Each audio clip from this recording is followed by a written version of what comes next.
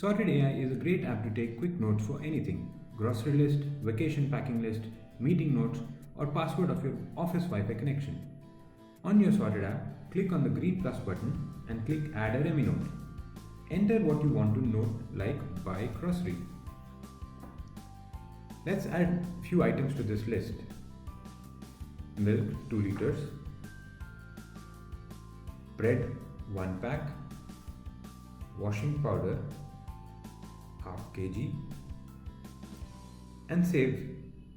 Now we can go back to this list anytime and keep editing, like add shaving gel, and update it. Once your list is complete, you can go on and create a reminder for this list for the weekend, for example. So we go to the RemiNotes, add weekend, and let's say afternoon 3 p.m.